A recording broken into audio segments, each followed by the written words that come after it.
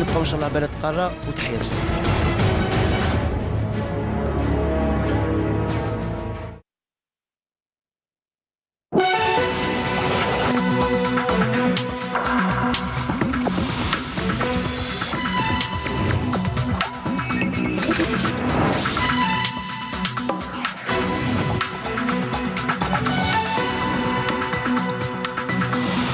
Madame, Monsieur, bonjour. Merci de nous rejoindre à la une de l'actualité de ce midi. Le 18e sommet du mouvement des non-alignés qui se tient dans la capitale azerbaïdjanaise en présence du chef de l'État, Abdelkader Ben Salah, qui est arrivé hier soir à Bakou. Il a été reçu par le président d'Azerbaïdjan.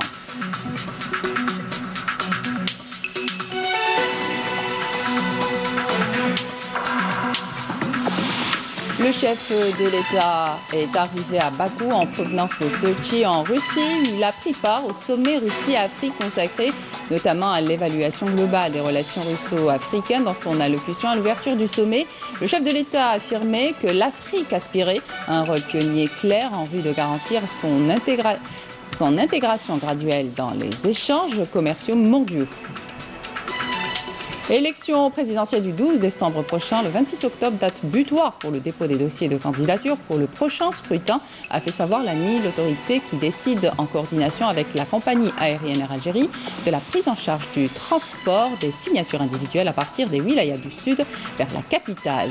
Et puis on parlera de l'utilisation de l'énergie solaire en milieu scolaire qui commence à prendre de l'ampleur à l'échelle nationale. À l'est du pays, Guelma est en train de rejoindre cette tendance. Des écoles de la wilaya ont bénéficié de cette énergie. Un reportage à suivre dans cette édition. Bienvenue à tous. Le chef de l'État, Abdelkader Ben Salah, est à Bakou pour prendre part au 18e sommet du mouvement des non-alignés qui se tient dans la capitale azerbaïdjanaise. Aujourd'hui et demain, il a été reçu par le président d'Azerbaïdjan, Ilham Aliyev.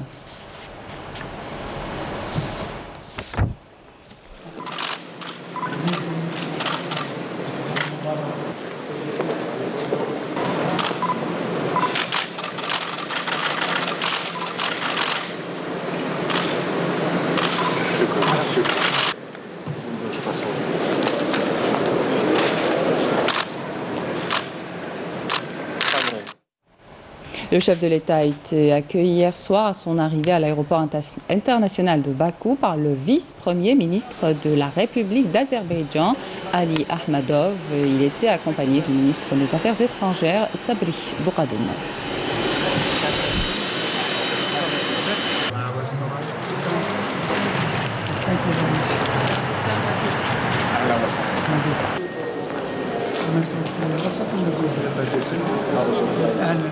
Sommet Russie-Afrique, la Russie et les pays africains participant au sommet organisé hier à Sochi en Russie ont décidé de créer un mécanisme de partenariat par dialogue afin de coordonner le développement des relations russo-africaines sur plusieurs axes. Ce mécanisme de partenariat russo-africain figure parmi les principales décisions prises contenues dans la déclaration finale commune de cet événement. Il a été décidé afin de coordonner le développement des relations bilatérales déterminées comme son organe suprême, le sommet Russie-Afrique qui sera convoqué tous les 3 ans. Dans ce sens, les deux parties ont affiché leur détermination pour aller vers une nouvelle ère de coopération tant sur le plan politique qu'économique.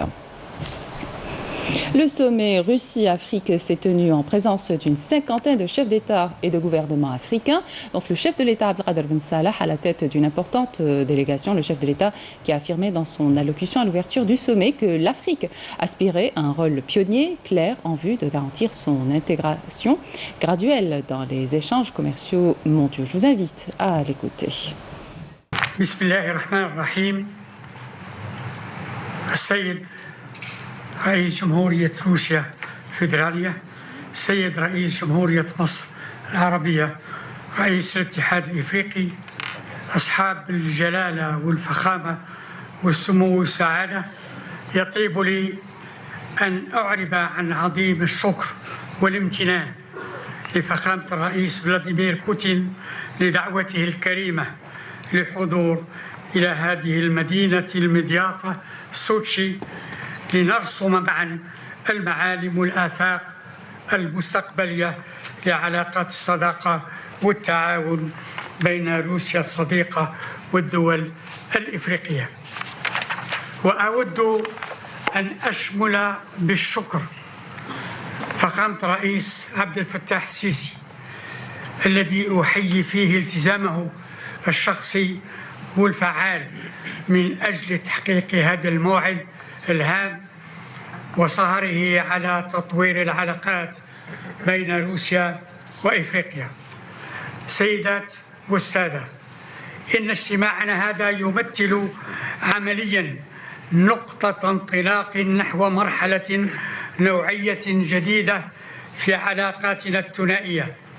لهذا تبقى قناعتي بأن لقاءنا هذا سيفضي من دون شك إلى التوصل إلى تحاليل ورؤى مشتركة بناءة وتوجهات جديدة وواعدة سنرسم من خلالها معالم طريق علاقات شاملة بين إفريقيا وروسيا مستقبلا، علاقات نريدها قوية ومثمرة، علاقات ستمكننا من تحقيق تطلعات وطموحات شعوبنا في التقدم والازدهار. وفي سياق مجهودنا الجماعي يود الوفد الجزائري المساهمة بتقديم الملاحظات والمقترحات التالية. في المقام الأول، إن العلاقات المميزة التي تربط روسيا بالعديد من البلدان الإفريقية مؤهلة لأن تكون مثالاً يقتدى به وأن يكون لها الأثر الإيجابي على البلدان الإفريقية قاطبة.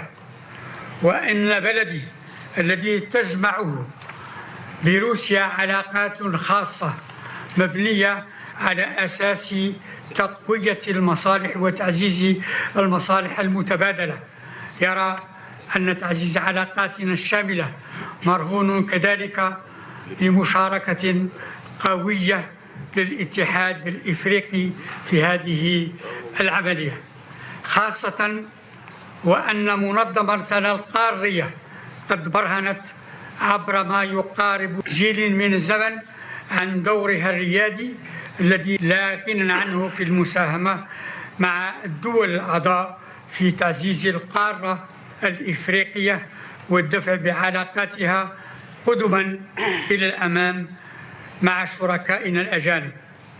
وثانيا، وفي الوقت الذي تعرف فيه العلاقات الدولية أزمة ثقة حقيقية كبيرة نتيجة بعض التحركات الأحادية الطرف، فإنه يتحتم علينا أن نعمل بتصميم كبير قصد الحفاظ على دعم القواعد الأساسية. وعليه أقول بأننا نعتبر بأن الشراكة الروسية الإفريقية المرتقبة ينبغي أن ترتكز على العمل معا من أجل إعطاء فعالية أكبر لنشاط الدول الإفريقية. وعلى المستوى الاقتصادي فإن إفريقيا تصبو إلى دور ريادي واضح يهدف إلى ضمان اندماجها التدريجي معا في المبادلات التجارية والمالية. وفي مجال التكوين فإنه من الضروري إيجاد آليات جديدة لتحفيز هذا التعاون، وخاصة في قطاعات التكنولوجيا الحديثة. في هذا الإطار فإن مساهمة روسيا تبقى مرحب بها، خاصة في ميدان التكوين التكنولوجي.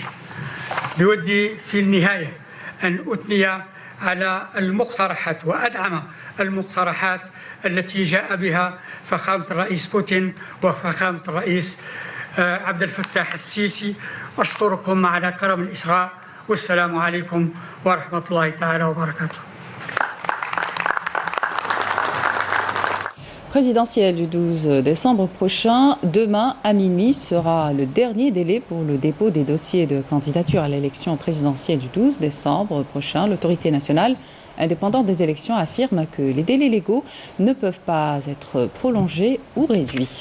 Et puis dans le cadre de la préparation des préparatifs des élections du 12 décembre prochain et en réponse à la demande des candidats qui ont trouvé des difficultés dans la prise en charge du transport des signatures individuelles à partir des wilayas du Sud, l'ANI décide en coordination avec la compagnie aérienne Air Algérie de la prise en charge du transport de ces signatures vers la capitale. Et l'opération de dépôt des dossiers de candidature à la présidentielle du 12 décembre prochain va bon train. 10 nouvelles commissions ont été mises en place pour l'étude des dossiers. Camélia Mlev. C'est dans une bonne organisation que s'est déroulée l'opération de réception des formulaires de candidature à la présidentielle du 12 décembre. Une opération pour laquelle tous les moyens humains et matériels ont été mobilisés. Le dossier est composé de 18 documents. Il y a bien sûr des membres spécialisés en droit qui sont présents pour l'étude de tous les dossiers. 10 nouvelles commissions ont été installées à l'occasion afin d'étudier les dossiers des postulants à la candidature. Il y a 10 commissions composées entre autres de magistrats. Le rôle est d'étudier ces dossiers. Concernant le tri des formulaires, nous avons des outils très modernes qui permettent de les compter et de les numéroter. Nous avons également des appareils pour détecter les signatures qui se répètent. Et selon l'article 141 de la loi organique des élections, l'autorité statue sur la validité des candidatures à la présidentielle dans un délai de 7 jours à compter de la date de dépôt de la déclaration de candidature. Pour rappel, le dernier délai pour le dépôt des dossiers est fixé au samedi 26 octobre à minuit. Encourager la création de start-up, mais aussi les accompagner, c'est l'objectif du programme ELIP, l'entrepreneuriat et d'innovation lancé avec l'appui du ministère de l'Industrie et des Mines et sous le haut patronage du Premier ministre. Un programme qui a permis de mettre en avant une impressionnante motivation des jeunes étudiants désireux de se lancer dans l'entrepreneuriat. C'est d'ailleurs ce qui a été constaté lors d'une rencontre organisée au CIC à Alger. Couverture, Amel Barba. C'est la phase finale du programme ELIP d'entrepreneuriat et d'innovation pour le coaching de 400 jeunes porteurs de projets de start-up issus de 23 wilayas. Les participants ont été sélectionnés parmi 1900 jeunes dans le cadre de ce programme innovant dédié aux étudiants désireux de se lancer dans la création d'entreprises avec à la clé construire des success stories algériennes. Des premières mesures adaptées aux spécificités de cette catégorie d'entreprises ont été prises dans celles inscrites au titre du projet de loi de finances pour 2020, à savoir les facilitations fiscales, la création d'un fonds d'accompagnement dédié aux start-up et la création de zones technologiques adaptées. Ces mesures viennent compléter la mise en place d'une deuxième génération d'instruments d'appui à la création d'entreprises à la faveur de la nouvelle loi relative au développement de la PME qui traduit la nouvelle politique de l'État en la matière. Trouver des financements s'avère être un véritable parcours du combattant pour les jeunes entrepreneurs. À cet effet, le Fonds de garantie des crédits à la PME, FGAR, a pour mission de faciliter l'accès aux crédits bancaires. Nous, on donne la garantie sur les crédits et les banques financent les projets. Pour le moment, le maximum de la garantie est de 80% du montant du crédit, qui peut aller jusqu'à 100 millions de dinars. Mais pour les startups, on veut développer un produit spécial startup parce que le plus grand problème des startups, c'est le problème de financement, le problème d'apport personnel.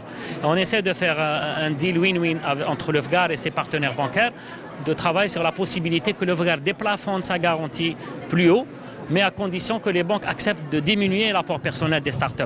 Le FGAR m'a accompagné durant ma demande de crédit avec 3 400 000 dinars algériens. Autre question cruciale, l'émergence d'entreprises au sein d'un milieu innovant. Aujourd'hui, il n'existe pas en Algérie de milieu innovant. Nous avons des incubateurs, nous avons des pépinières. Incubateur, pépinière, ce n'est pas un milieu innovant. Aujourd'hui, il faut aller à la création d'un milieu innovant de type fabrique numérique. Qu'est-ce qu'on y trouve dans ces fabriques numériques? On va trouver des machines miniaturisées de d'imprimantes 3D, de fraiseuses, de découpeuses. Fort ambitieux, le programme ELIP a révélé un potentiel énorme de start-up brillantes qui méritent certainement d'être accompagnées. Clôture du 8e Salon international Hassim Saoud Expo 2019, destiné aux produits du secteur de l'industrie pétrolière et gazière, marqué par une importante participation estimée à quelques 200 exposants algériens et étrangers. 8000 visiteurs professionnels étaient au rendez-vous. Plusieurs contacts fructueux ont été établis avec une multitude de partenariats en vue. Saïda Mayouf. Avec plus de 8000 visiteurs et 200 exposants, le salon Hassim Saoud Expo et 3 jours durant aura répondu aux attentes des professionnels de l'industrie pétrolière et gazière avec des contacts fructueux et de nombreuses rencontres B2B pour un partenariat prometteur. Cette pompe, c'est une pompe d'injection d'eau pour dissoudre les sels dans le fluide, les sels qui montent avec le pétrole et le gaz et sont nocifs. Donc il faut les dissoudre. Et ce sont des pompes qui débitent à 400 bars. Ça fait plaisir de voir une pompe Flexmission, une pompe pareille. Généralement, on la voit que sur les installations pétrolières. C'est-à-dire, et en plus, le monsieur vient de confirmer qu'elle est fabriquée localement. On demande un prototype de formation pour l'équipement de forage, par exemple un appareil de forage, pour faciliter la formation et pour pratiquer un petit peu pour les stagiaires avant d'aller vers les chantiers. Nous sommes capables de le faire comme nous le faisons pour ce système-là. Notre objectif principal, c'est beaucoup plus d'avoir le maximum de lumens avec le minimum de watts, une consommation assez pas trop coûteuse. Ça, c'est notre premier objectif. Donc, on essaie quand même de conseiller notre clientèle par rapport aussi d'implantation et d'installation de nos produits. Je suis intéressé par le luminaire, effectivement, parce qu'actuellement, je vois que l'énergie renouvelable, c'est l'avenir de l'Algérie. On dispose d'un désert faramineux. On a pas mal de problématiques par rapport à l'énergie, l'électricité et tout ça. Donc je vois que la solution, elle existe bel et bien. Cette rencontre des professionnels des hydrocarbures s'est imposée depuis 2011 comme une plateforme d'affaires et d'échanges entre pétroliers et leurs fournisseurs de produits et autres prestataires de services. Cette crédibilité avec le besoin actuel et l'activité du secteur des hydrocarbures, il y a un engouement, il y a de la volonté de bien faire. Il y a aussi des sociétés qui sont très très bonne santé dans ce secteur-là. Un visitorat de grande qualité, c'est très filtré, on est au cœur de l'industrie pétrolière et gazière, donc tous nos visiteurs sont directement reliés au secteur des hydrocarbures et de l'énergie. Implanté dans la capitale africaine des hydrocarbures, Hassim Saoud Expo est devenu au fil des ans le rendez-vous incontournable des intervenants du secteur pétrolier et gazier. L'utilisation de l'énergie solaire en milieu scolaire commence à prendre de l'ampleur à l'échelle nationale. À l'est du pays, Guelma est en train de rejoindre cette tendance. Des écoles de la Wilaya ont bénéficié de cette énergie pour leur alimentation en énergie électrique. Reportage à Abdelmajid Bankrassi. La wilaya de Guelma peut se targuer aujourd'hui d'avoir réussi à se doter de nouvelles écoles aux standards modernes, surtout dans les nouveaux pôles urbains de la ville. Mais pas seulement. L'introduction de l'éclairage à partir de l'énergie solaire est également au menu des nouveautés au niveau de certaines écoles. Une option qui marche bien. في إطار الدخول المدرسي 2019-2020 بولاية قلمة تميز أيضا هذا الدخول بتزويد 4 مجمعات مدرسية. 4 groupements scolaires de la Wilaya ont été dotés à l'occasion de cette rentrée scolaire de l'éclairage intérieur et extérieur, en plus de l'aile pédagogique à partir de l'énergie solaire. Il s'agit d'une école à Roqia, une autre à Bnimzin et 2 autres dans la ville de Guelma. L'opération a coûté près de 10 millions de dinars.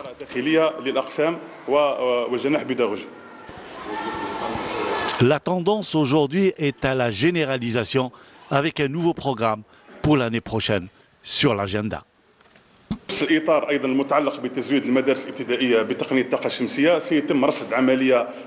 Un autre programme est prévu pour l'année prochaine. Il concernera 8 écoles qui seront pourvues de l'énergie solaire pour une enveloppe de 20 millions de dinars. Une façon de faire des économies sur l'utilisation de l'énergie conventionnelle et mettre cette même économie dans l'amélioration du transport scolaire, par exemple. Cette opération a été également renforcée par les moyens de transport scolaire. Nous avons reçu la fin de l'année passée 30 bus scolaires qui s'ajoutent aux 15 bus qu'on vient de recevoir récemment pour soulager le transport scolaire, notamment les zones éloignées et les mixtas. Un besoin vital pour les enfants dans le cadre de l'amélioration des conditions de scolarisation, en particulier dans les zones rurales.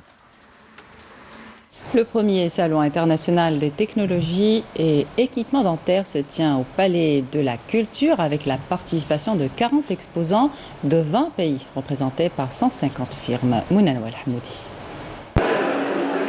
Il est 9 h du matin, le premier salon international des technologies et équipements dentaires enregistre déjà un rush inattendu de visiteurs.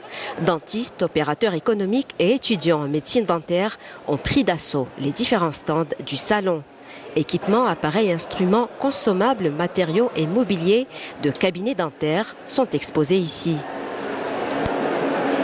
Généralement, il y a plein de nouveaux produits et plein de nouveaux instruments, le consommable dentaire en général, qu'on trouve ici. Généralement, nous les dentistes, on a cet aspect-là dans lequel on devrait consommer, profiter du consommable. Parce qu'on achète nos produits et on les instaure. Les traitements, on instaure via ces produits des thérapeutiques et des traitements malades. Donc on vient ici profiter des instruments, du consommable notamment. Et puis aussi ça nous fait une rencontre avec d'autres confrères.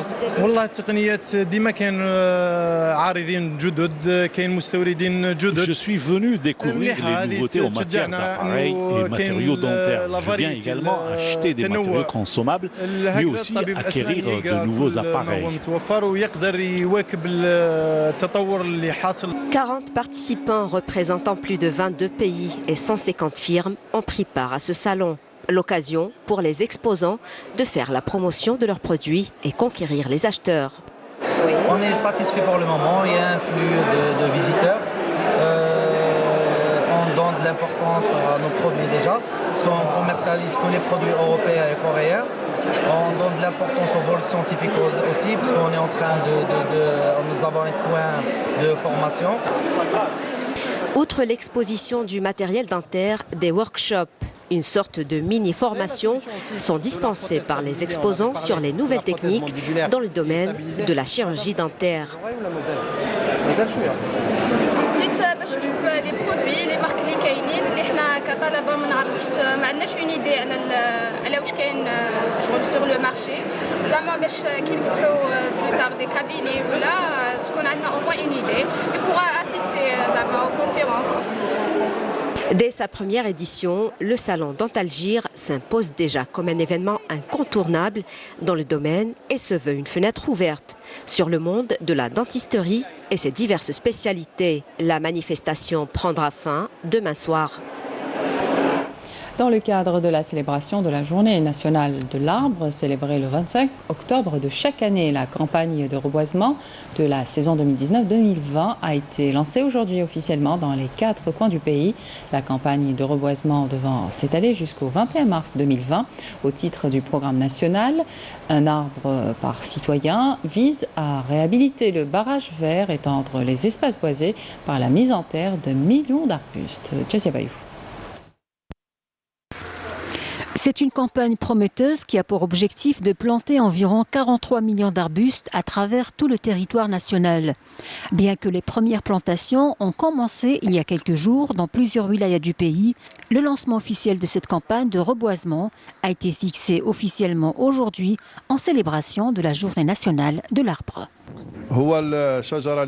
Un arbre pour chaque citoyen, un slogan qui prévoit la plantation de 43 millions d'arbustes tout au long de cette campagne de reboisement qui sera lancée le 25 octobre et s'étalera jusqu'au 21 mars 2020. Une occasion pour mobiliser tous les secteurs, la société civile, les jeunes, les associations. Tous seront concernés par cette campagne afin d'inculquer la culture de reboisement et le respect de la nature.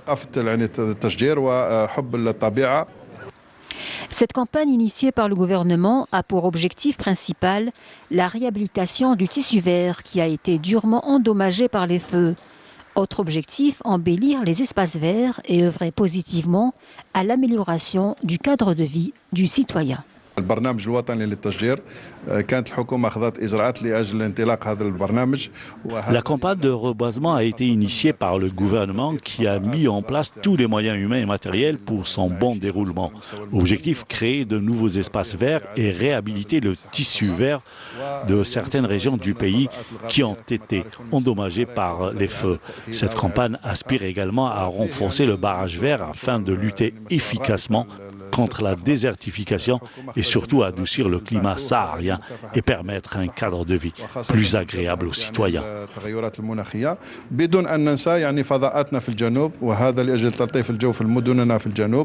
Pour le bon déroulement de cette campagne de reboisement, tous les moyens humains et matériels ont donc été mobilisés afin de réaliser ce programme ambitieux qui consiste à planter plus de 40 millions d'arbustes d'ici le 21 mars 2020.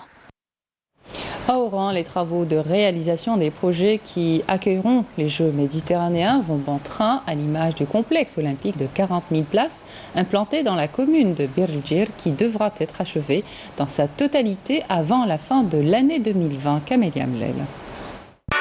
Oran, cette ville de l'ouest du pays, se prépare pour accueillir la 19e édition des Jeux méditerranéens qui se tiendront en 2021. Cette wilaya connaît une grande dynamique en ce qui concerne la réalisation de projets dans le secteur de la jeunesse et des sports, à l'image de ce complexe olympique d'une superficie de 80 hectares. Cette structure sportive est dotée de toutes les commodités nécessaires. Les travaux de réalisation des projets qui accueilleront les Jeux méditerranéens vont bon train. Le taux d'avancement des travaux du complexe olympique, doté d'un stade de 40 000 places, a atteint les 85%. Nous sommes actuellement à la phase de l'installation d'une pelouse, une réalisation qui répond aux normes internationales.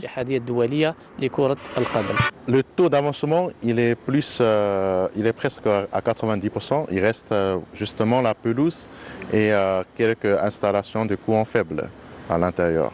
Tous les matériels et matériaux, parce que c'est un marché avec normes européennes. Donc presque l'ensemble des matériels et matériaux, on le ramène de l'Europe. Les travaux de réalisation de cet important projet qui ont été lancés en 2012 ont pris beaucoup de retard, faute de moyens financiers. Aujourd'hui, l'entreprise chinoise en charge a mis les bouchées doubles afin d'accélérer la cadence des travaux.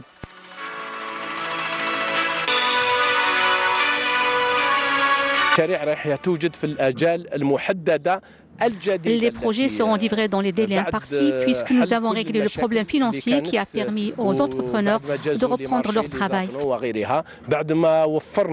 Depuis la dernière réunion entre notre ambassadeur de la Chine avec notre PDG, avec votre gouvernement d'Algérie, il s'est convenu de mettre l'objectif commun de livrer ce projet le 30 juin 2020. Donc c'est ce qu'on est en train de faire. Notre société va mettre tous les moyens de mettre l'ensemble de notre capacité de terminer le projet dans le délai. Et en revanche, le gouvernement d'Algérie nous a accordé de régler toutes notre réclamations. Outre le stade de football, la salle omnisport et le centre nautique, ce futur complexe sportif comporte également un stade d'athlétisme de plus de 4000 places et dont les travaux sont aussi dans leur phase finale. Une dernière information avant de vous quitter. De fréquentes averses de pluie affecteront plusieurs wilayas de l'Est du pays à partir de cet après-midi, selon un bulletin météorologique spécial de l'Office national de météorologie. Les cumuls estimés pour les wilayas de Jijel, Skiltan, Naber et At-Tarf devraient atteindre ou dépasser les 80 mm durant la période de validité du bulletin, et ce jusqu'à demain à midi au moins. Pour les wilayas de Béjaïa, Strif, Mila, Constantine Guelma et Soukahras. Les cumuls prévus atteindront ou dépasseront les 40 mm jusqu'à la validité du bulletin, c'est-à-dire jusqu'à demain à 15h au moins. Voilà qui termine cette édition. Merci de votre attention. L'information continue sur les liens qui s'affichent sur votre petit écran. Excellente suite de programme sur Canal Algérie et à demain.